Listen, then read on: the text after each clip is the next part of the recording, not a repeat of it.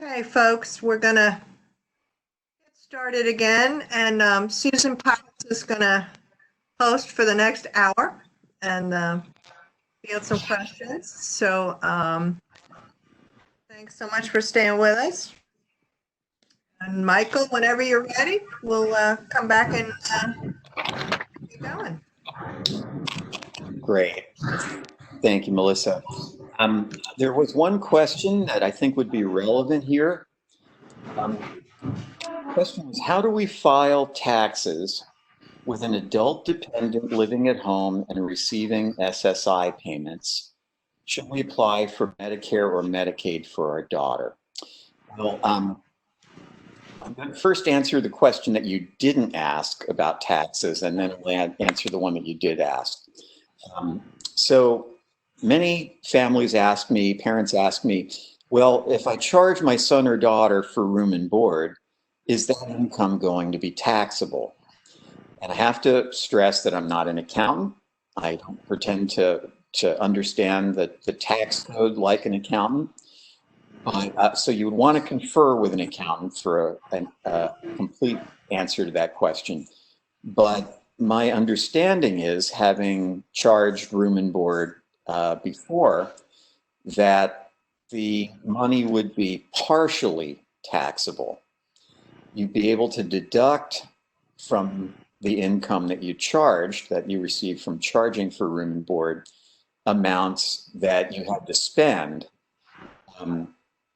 namely the food that you purchased, the utilities that your son or daughter used, and most likely a certain amount for depreciation on your home.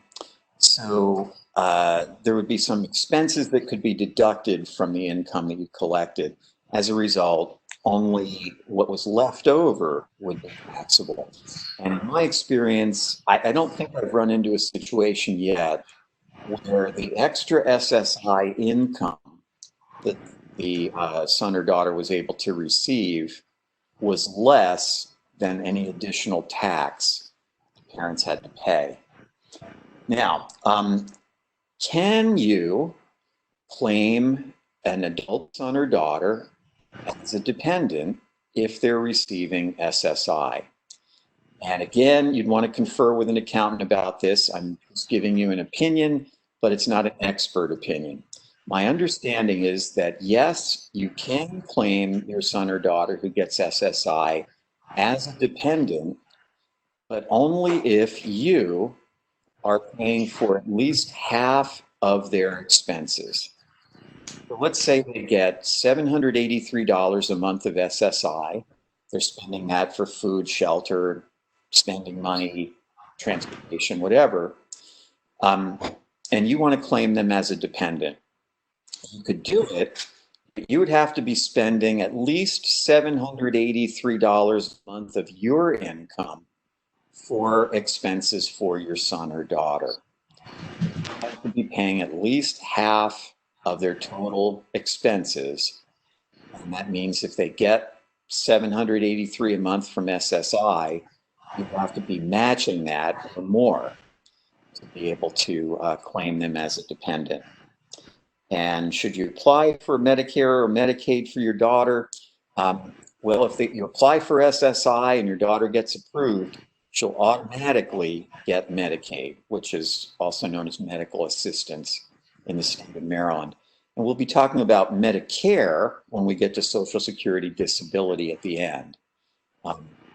Medicare comes along with Social Security Disability, but there's a 2-year wait to get it.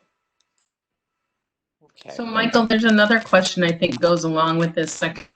Sure, go ahead. If the SSI is already set at 500, can I still charge my child for food and shelter? You can. You're going to want to use that form that's linked on slide 12 here. And you're going to want to report to Social Security that you're now charging your son or daughter for room and board. And then tell them that you'd like to get the SSI increased as a result. Great, thank you. You're welcome. Okay. So as I've said a few times already now, if you get SSI, even any amount, even the minimum $1 a month cash benefit, you're automatically eligible for medical assistance, also known as Medicaid. Medical assistance is a great benefit to have. If it's your only insurance, it's very comprehensive, covers pretty much everything you would expect health insurance to cover. It also, for many people with disabilities, covers some support services that people need to live in the community. And there's virtually no cost. The only out-of-pocket cost that people usually have to pay for medical assistance is a very limited copay for prescriptions. It's only $3 for name brand drugs and $1 for generics. That says in 2019, it's actually the same in 2020. Now, you do, if medical assistance is your only insurance, you do need to find healthcare providers who participate and accept medical assistance as payment. In my experience, every hospital and every pharmacy does. For other healthcare providers, you may have to shop around a little bit. Medical assistance can also supplement other insurance. You could have private insurance for your son or daughter, and they can get medical assistance as well. The medical assistance might cover some expenses that the private insurance does not.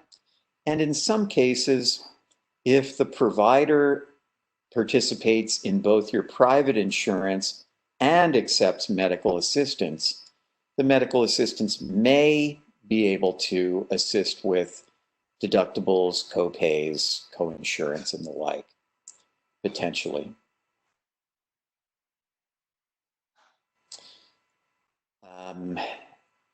And okay, I've already covered this information. So how do you apply for SSI? You can call the national toll-free number at 1-800-772-1213. If you're one of the few remaining people with a TTY, you call 1-800-325-0778. And you can make an appointment to apply through your local Social Security office. You do have the option to do a telephone appointment or generally an in-person face-to-face appointment at your local Social Security office. However, as you probably know, Social Security offices are now closed to the public. In fact, most of their workers are working at home. So going physically into the office is not an option during the coronavirus emergency. However, as I'll show on the next slide, most people can apply for SSI online now. We'll get to that in a moment. But let's say you want to go ahead and apply through an actual person through a telephone appointment. Well, you can begin to complete some of the forms in advance. There's the SSI Application Form. There's a disability report form that documents disability for an adult. And there's an authorization to release information. That's a form that the adult applicant for SSI signs that authorizes healthcare providers and schools, etc., to release information to Social Security relevant to the SSI application. So it didn't used to be the case that you could apply for SSI online. Didn't used to be able to do that at all. But now most people can apply for SSI online, and there's a link to the site where you can apply here on slide 16. To apply for SSI online, you have to be an adult, 18 to 65 years old, actually 18 to 64. You have to have never been married, not meet Social Security's definition of blindness, be a U.S. citizen. You can't have applied for or received SSI in the past.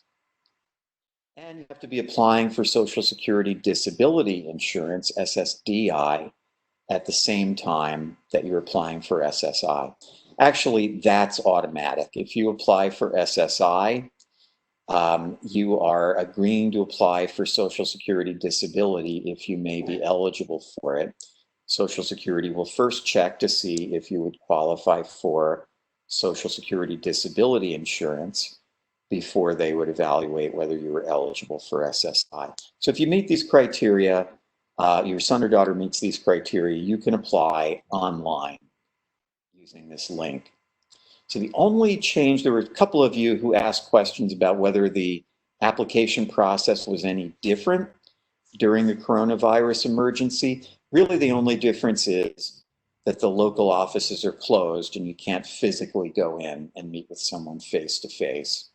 But you can file or apply for SSI through a telephone appointment or online if your son or daughter meets the criteria on this slide.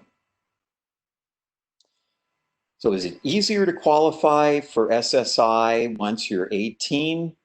Oftentimes it is.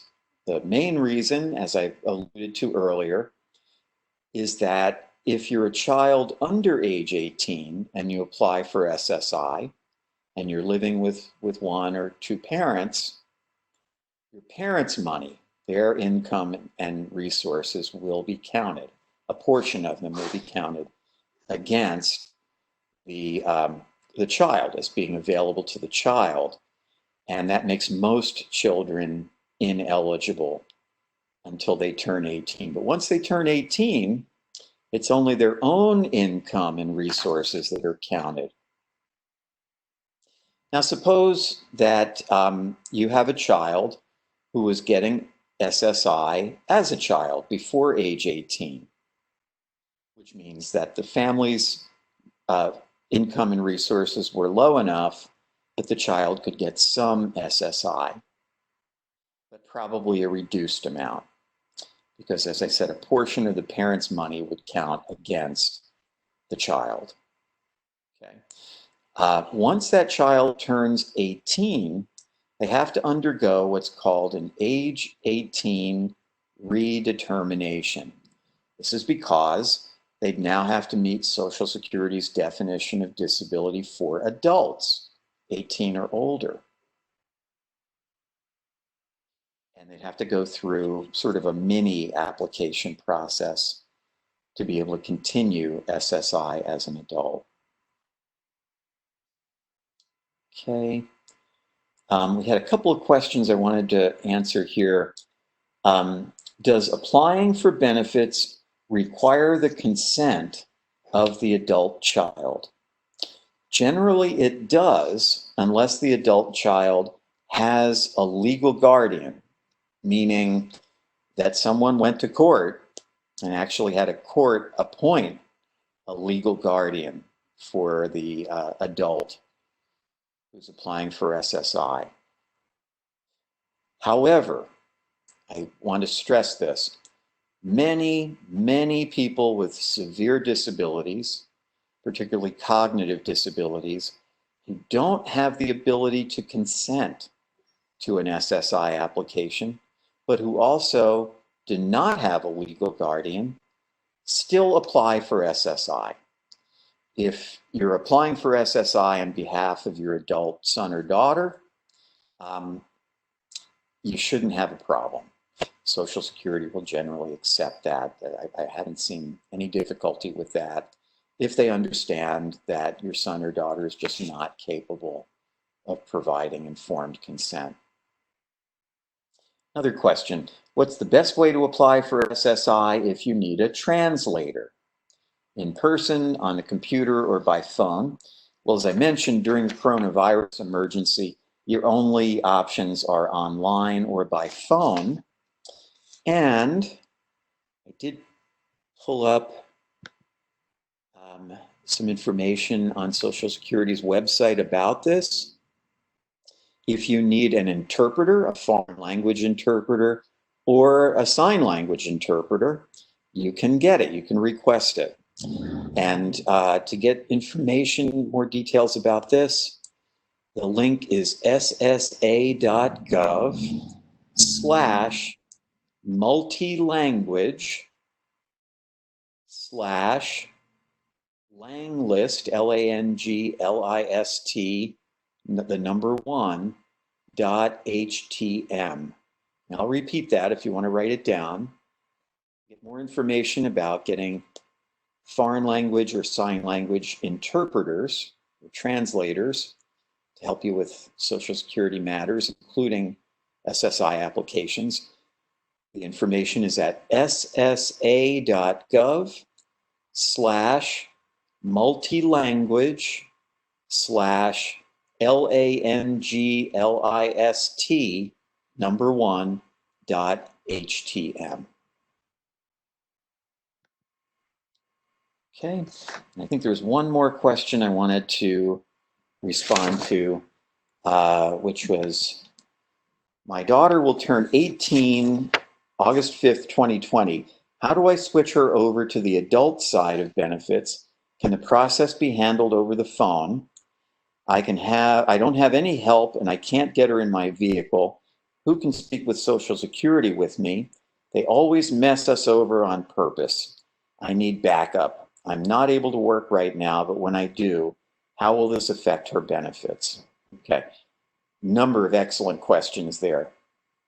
First off, I'm not sure if you're saying that your daughter is already getting SSI as a child and you want to know how she can continue SSI after she turns 18, or if she's simply applying for SSI when she turns 18. I'm going to answer the question both ways. If your son or daughter is under 18 and is getting SSI now, then after she turns 18, you don't have to do anything until Social Security contacts you. They will contact you in writing by mail to indicate that they're doing what's known as an age 18 redetermination to see if she can continue SSI as an adult. They'll usually send that in a year after she turns 18, sometimes even before, right before she turns 18. And you don't have to do anything. You don't have to request that from Social Security. But once they send you that letter, definitely do what they tell you to do. Contact them, set up an appointment, an interview, provide any documents they request. Okay. Now, if you're applying for SSI initially for your son or daughter who's 18, you should wait until they've turned 18. One of their birthday presents for their 18th birthday is you call Social Security and you schedule a phone appointment to apply, or you go ahead and you initiate the online SSI application for them. If you apply online, you don't have to finish the whole application in one sitting. You have the option to save your work. The system will give you a code number that you want to retain, and you'll use that code number when you go back into the Social Security site to finish the application later. Okay. Other parts to that question. Who can help you with an SSI application? If you would like to get help from someone to apply for SSI, what I'd ask you to do is email whoever you found out about this webinar through. They can contact me and I can find somebody qualified to assist you with an SSI application. Okay, and I so sympathize with this sentence. They always mess us over on purpose. It often really seems that way. There's some excellent Social Security workers. There's some terrible ones, and most are somewhere in between. I'm not able to work right now, but when I do, how will this affect her benefits? So if she's turned 18, she's already 18, At that point, you, the parent, won't have to worry about your money any longer. Your income and resources will not count against your daughter's SSI. Okay. All right, now some tips to help get SSI approved more quickly. First off, if you're scheduling an appointment with Social Security to apply rather than applying online, go ahead and fill out those forms as much as you can in advance. When you fill out the forms that are documenting disability, you want to, at every opportunity, focus on how the disability limits your son's or daughter's activities, especially their ability to work. Things like standing, walking, lifting, handling, seeing, hearing, speaking, understanding and following instructions, etc. Okay, so for most purposes, you want to emphasize your son's or daughter's strengths, not their weaknesses. Unfortunately, when you're applying for SSI, you have to play the deficit game. You have to emphasize how your son's or daughter's disability limits activities that might be relevant to work. Okay. Probably the best thing you can do to speed the application process, and sometimes by months, is to go ahead and gather documentation of your son's or daughter's disability. Medical records, psychological evaluations, psychiatric evaluations, school records. Your son or daughter has an IEP or a Section 504 plan. Gather that information. You want what's going to carry the most weight will be the most recent documents. But if your son or daughter has a long-standing disability they've had for a number of years, if you can pull up some documents showing that they had a severe disability going back a number of years, that may be helpful as well. Okay. So you don't have to bring these to the interview, Social Security will tell you, but it can save a lot of time if you do. Now, if Social Security asks you for more information, obviously you want to respond as soon as possible. When Social Security receives your application, they have a limited role in deciding whether you're eligible. They're actually going to just see if you are financially eligible for SSI. And if you are, they're then going to send the application on to a state government agency. Remember, Social Security is federal, but there's a state government agency called Disability Determination Services, or DDS, that's actually going to be reviewing whether your son or your daughter meets the disability definition. They're the ones reviewing the medical records and school records. And usually within a few weeks after the application is received by Social Security, they'll send it on to DDS, Disability Determination Services. And they're the people that you want to send the records to, the medical and school records, psychiatric, psychological evaluations, etc. So how can you contact DDS? Call 410-308-4350. They should be able to verify whether they've received the file, explain that you're the parent. It's possible they may request consent from your adult son or daughter before they'll provide any information.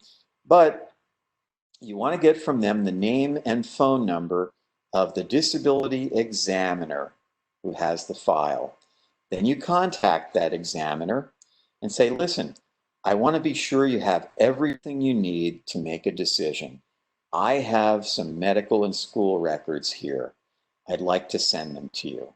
So you're being helpful to them, and at the same time, you're being helpful to your son or daughter by speeding up the application process. Now, the best way to have the disability reviewed by DDS is to provide your own documentation. from healthcare providers, school staff, etc., who know your son or daughter well.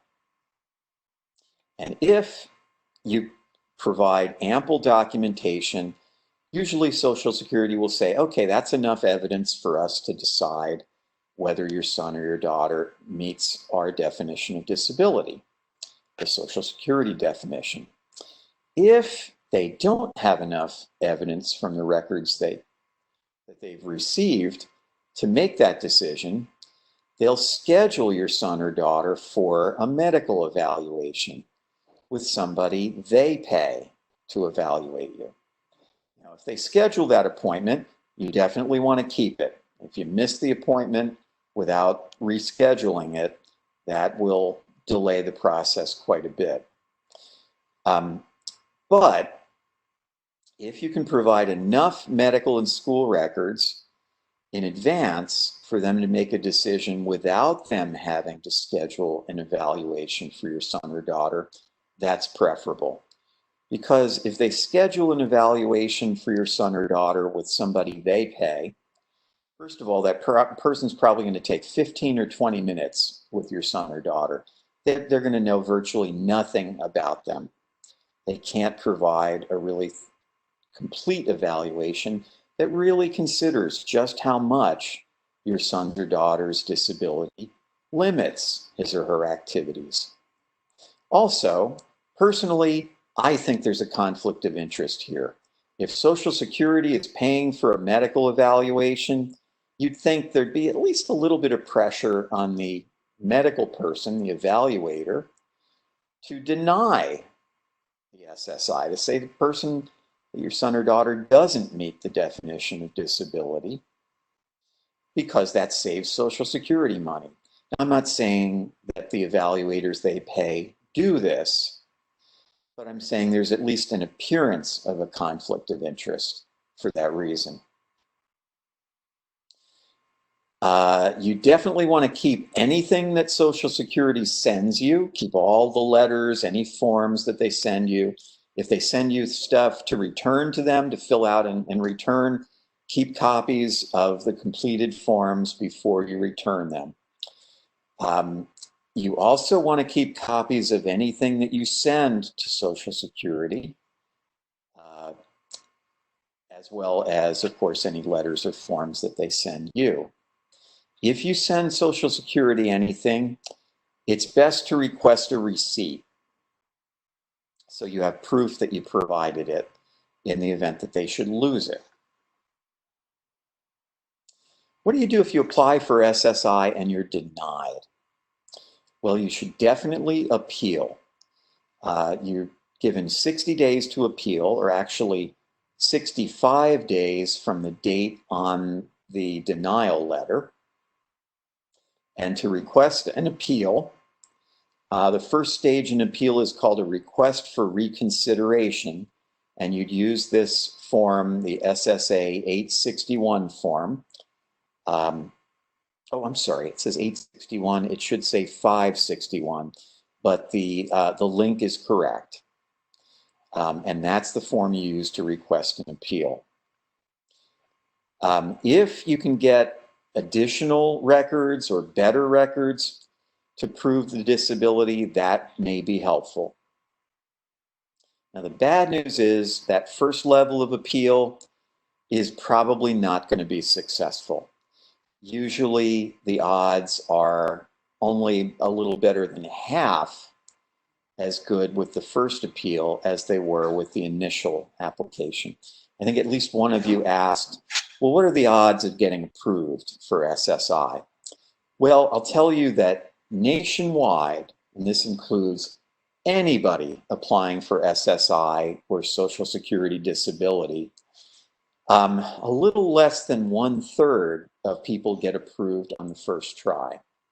But we're talking about lots of people who are clearly not eligible for SSI or SSDI who are applying. If you're on this call, I would assume that your son or your daughter has a much, much better chance than 1 in 3 of being approved. But if they're denied on the first and with the initial application, chances are very good that they'll be denied after the first appeal. But you should appeal again, because the third try, the second appeal, is usually the charm if they were denied the first time.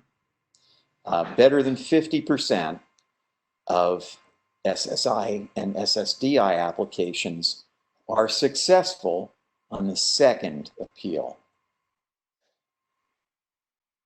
So definitely appeal and appeal again if you're denied.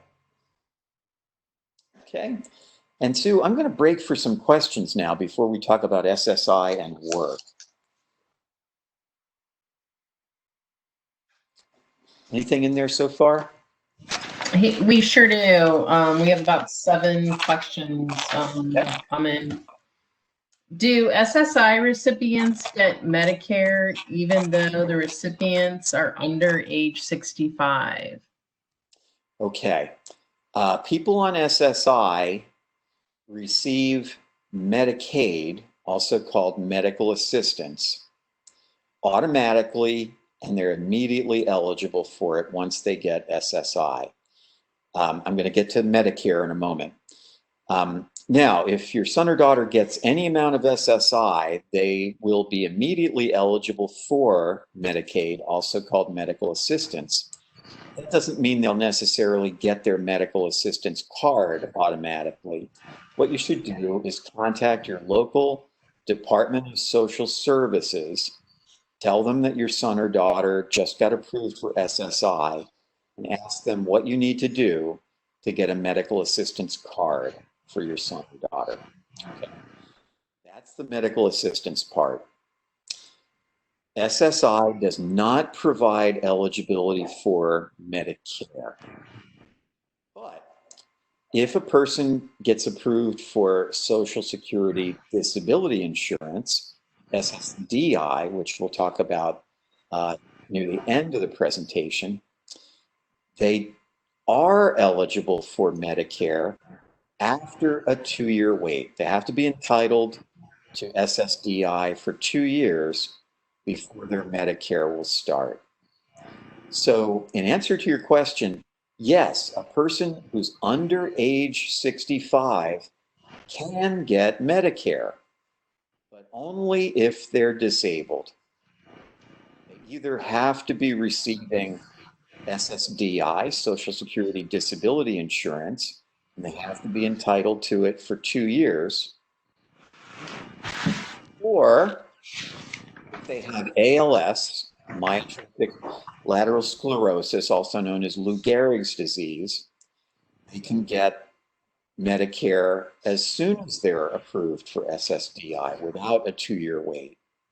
Also, if they have end-stage renal failure, renal disease, kidney disease,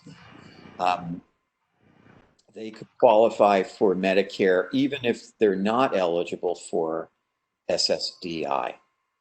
But this is confusing because most of us think, well, I'm eligible for Medicare if I'm 65 or older. And that is true that most people get Medicare based on being 65 or older. But a person can get Medicare before age 65 if they're disabled and meet one of those conditions I just outlined. This is a good question. And before we get to the next question, Sue, there were a couple of other questions that were submitted in advance that I wanted to answer, and we'll move on to the next one in the chat. Is a recent full neuropsychological report necessary to apply for SSI, or is a diagnosis from a doctor acceptable instead? You're going to want to have the full psychological or neuropsychological report. Absolutely. Next question. It is in question that my grandson, age 5, will be able to live independently as an adult. What steps should be taken now to ensure that he maximizes benefits to which he is entitled? I love this question. I love advanced planning like this. Your grandson more likely than not eligible for SSI yet. If his parents receive enough income or have enough resources, he would not be eligible for SSI until he turns 18, until he's an adult.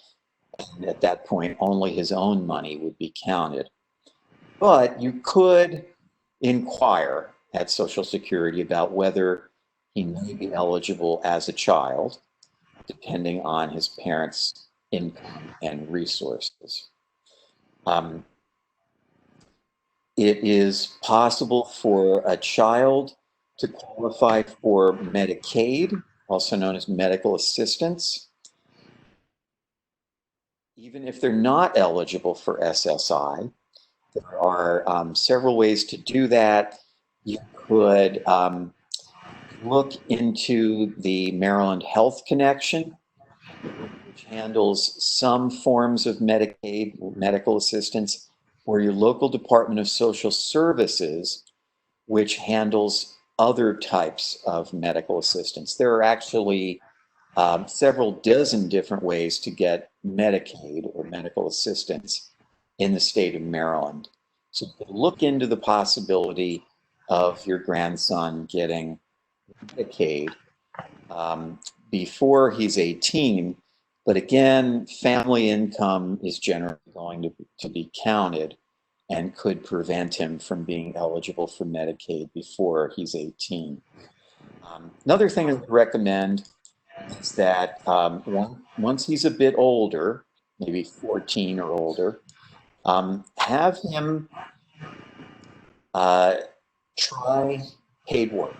Get involved in a vocational program through school, maybe some unpaid work or an internship initially. But if your grandson, say once he's in high school, gets some work experience, first of all, he's going to be a lot more likely to be able to work as an adult, because $783 a month of SSI would consign him to an income way below the poverty if that's going to be his only income as an adult. He should be working, and we're going to be talking about the work rules in a moment here. Also, if he has some work experience, that means through his work experience, it will be possible to document how his disability limited his ability to work, which could actually help him get approved for SSI as an adult. Okay. And thank you, Sue, for bearing with me. And I'm ready now for a few more questions from the chat. Can my child go to any hospital that she chooses if she has Medicaid? In my experience, yes. I haven't seen a hospital yet that did not participate in Medicaid. However, it's always a good idea before you have an emergency or need a hospitalization to contact the hospital of your choice just to make sure. Okay, then we have another one. If your child gets SSI and lives with the family, do you have to have receipts for SSI spent on the child's behalf? Excellent question. If your child gets SSI and you, the parent, are managing their benefits, you're responsible for managing their SSI. That means that you've been appointed by Social Security as their representative payee. Then once a year, Social Security will send you a form so that you can report how the SSI money was spent. Now, if you're charging your son or daughter for room and board, you want to keep receipts. You want to show documentation that you charged your son or daughter for room and board and collected money each month.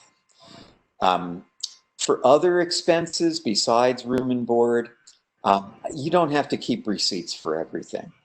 As long as you keep track You want to keep a ledger or something so that you know how the other SSI money was spent. You can then include that information on that form that Social Security sends you once a year. By the way, I wanted to tell you a great loophole, a great way that you can supplement your son's or daughter's income without reducing their SSI. First off, here are 2 ways you don't want to do that. You don't want to give your son or daughter money. That will reduce their SSI almost dollar for dollar. It'll defeat the purpose of you giving them money. Secondly, you don't want to pay for their food and shelter yourself.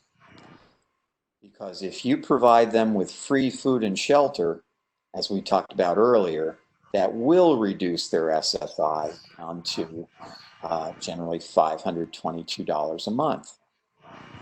But here's what you can do. If instead of giving your son or daughter money to pay for things, you pay directly items for your son or daughter other than food or shelter. Say you buy them clothes, you pay for their cell phone, you pay for their internet, you pay for vacation, you buy them electronics, you pay for medical bills, you buy them a car, you pay for insurance. You pay for any of those things directly that are not food or shelter. Those payments you made for those items will not count as income, will not reduce your son's or daughter's SSI. Okay.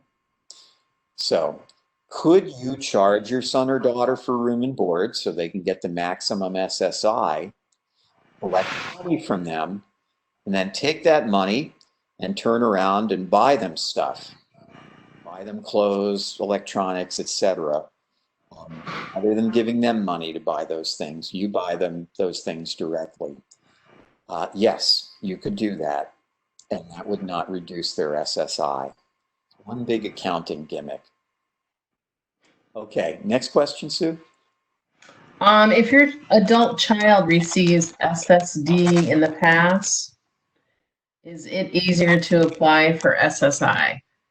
Okay, if your adult child receives SSD and was that and a pass, PAS? In the past? Yeah, in the past, PAST. In the Is past, it easier to? PAST. Okay.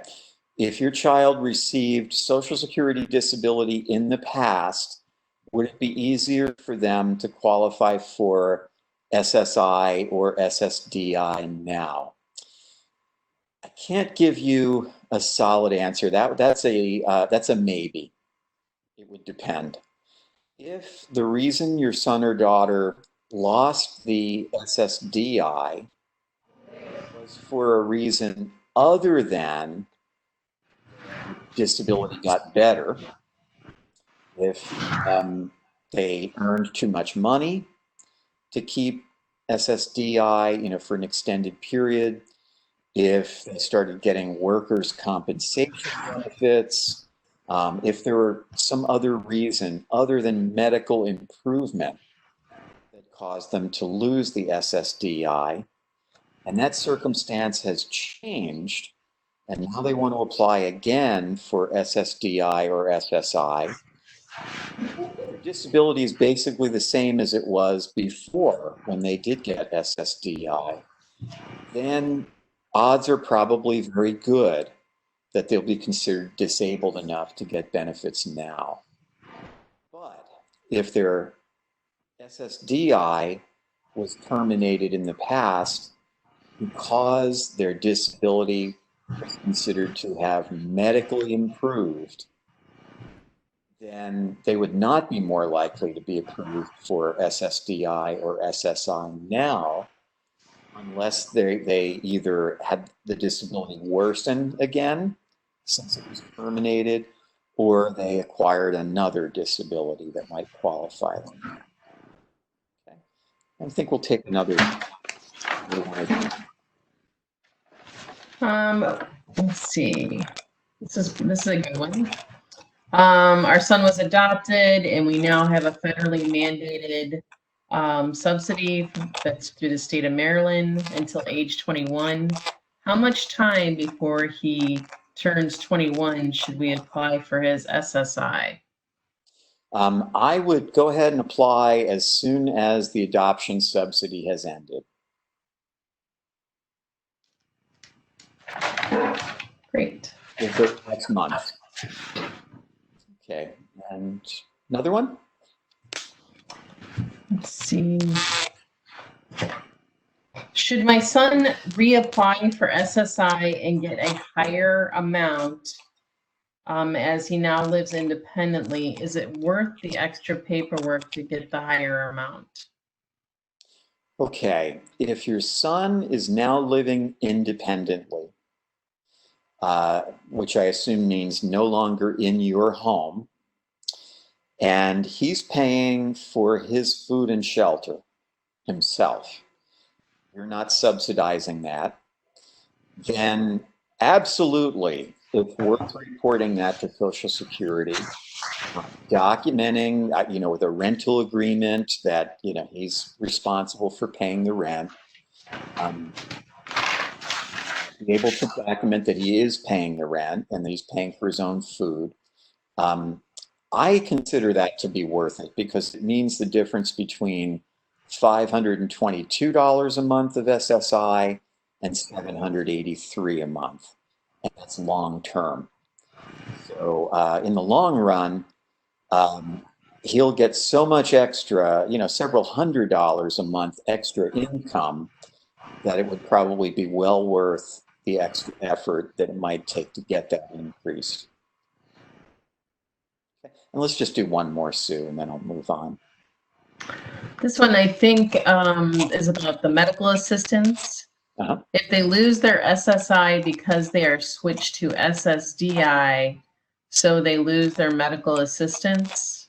Okay, that's a great question. I am going to be answering that one when we talk about Social Security disability, but I will say that if a person starts out on SSI and they switch to Social Security disability on their parents' work record rather than on their own work record, there is a protection for their medical assistance.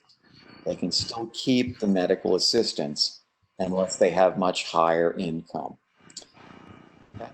And we'll come back to more questions a little later, but I've got about 7 minutes to 7. So we'll start talking about the SSI work rules, and then we'll take a break again at 7. Okay. Okay. Thank you. You're welcome. So when a person who gets SSI goes to work, there are a number of safety nets that are called work incentives that help limit the impact of earnings on SSI and Medicaid, also known as medical assistance. And these are really important for you to know about. The first safety net, the first work incentive is very simple. You're always, always, always better off financially if you work than if you don't work when you get SSI. I don't think I've run into a single person who was not better off working than not working if they got SSI. Okay.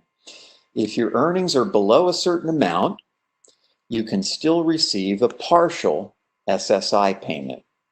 And the reason you're better off working is that your SSI is not reduced dollar for dollar.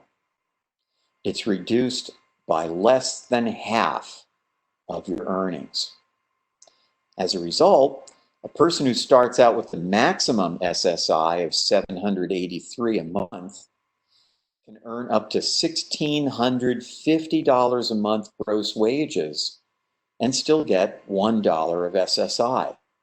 Well, obviously, that person's going to have a lot more money working than not working. They'd get $1,650 a month gross wages plus $1 of SSI.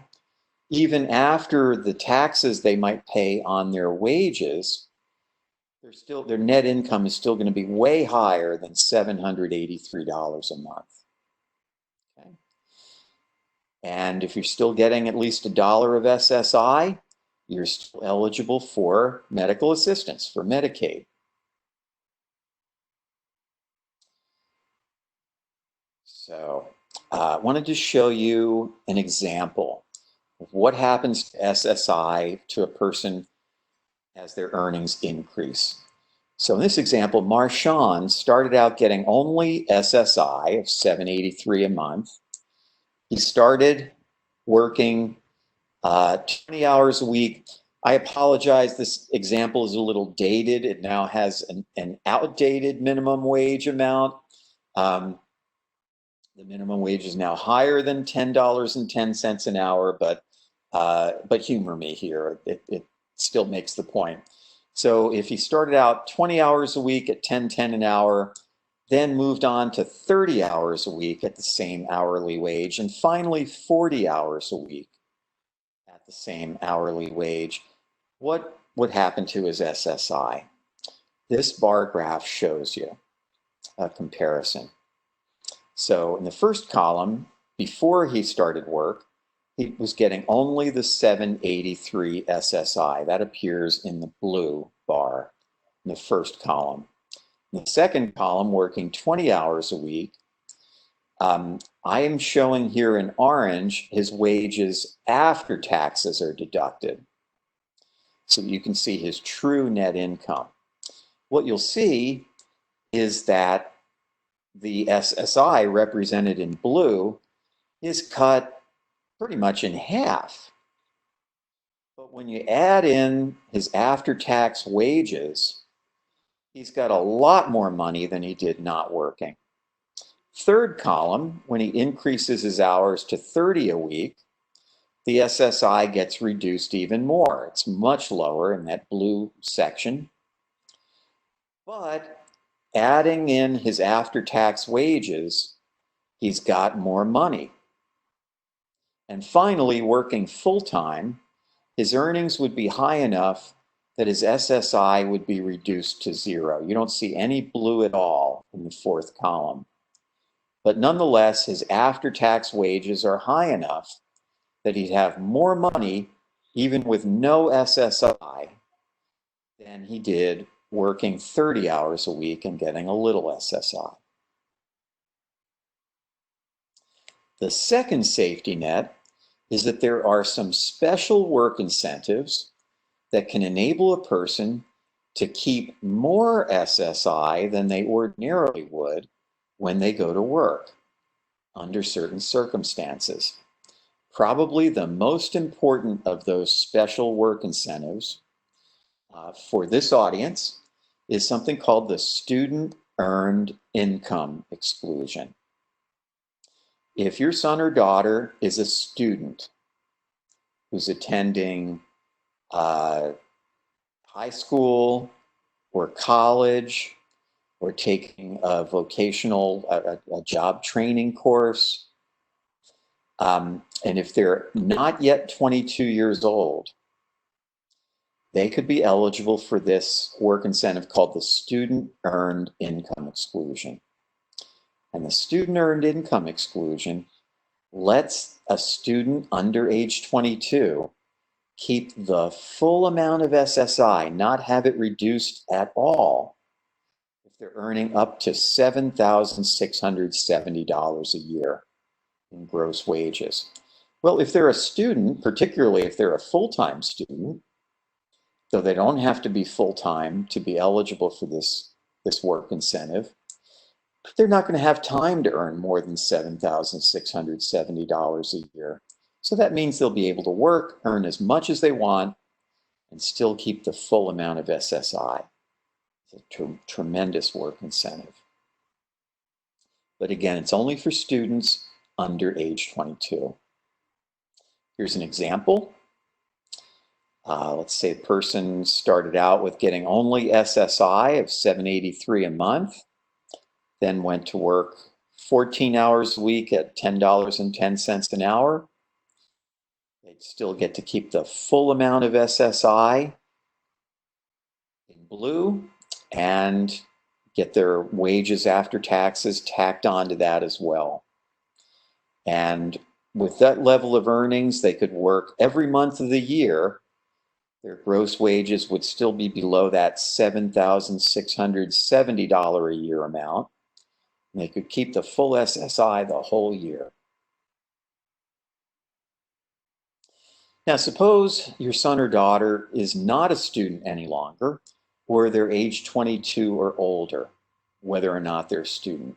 They'd no longer be eligible for the student earned income exclusion. But there are a few other work incentives they could use. Just going to mention these quickly, and then we'll go ahead and take a break, Sue. So if your son or daughter is paying for any disability-related expenses that are needed for work, they can be deducted from their income. The amount of their income that counts will go down, and as a result, their SSI would go up to help offset those costs. So that could be paying for medications, medical services, attendant care to prepare for work, disability-related transportation for work, therapy, assistive technology, a variety of things. If your son or daughter meets Social Security's definition of blindness, vision in their better eye with correction, no better than 20/200, or their field of vision is no greater than 20 degrees, then they get a special work incentive that's only for blind people getting SSI called blind work expenses. And that lets them deduct from their income just about any work-related expense, even if it's not needed because of their disability. And that even includes taxes withheld from their pay and the cost of meals that they eat on the job. And that enables them to get more SSI than they would otherwise. Finally, there's a work incentive called PASS. That's the Plan to Achieve Self-Support, which lets a person pursue a work goal, pay for expenses to reach that goal, including transportation, even buying a car and insuring it, paying for training, education, tools, equipment, uniforms, computers, expenses to start a business, and those expenses are subtracted from the person's income, which gives them more SSI to help offset those costs. And let's go ahead and take a break here, and then we'll get to my favorite SSI work incentive that I think would probably be your favorite as well. So Sue, we break about 5 minutes now? Yeah, we'll break for about 5 minutes, everyone. Get a drink, get a snack, and then we'll get started at 7:10-ish. Okay, great. Thank you. Thank you.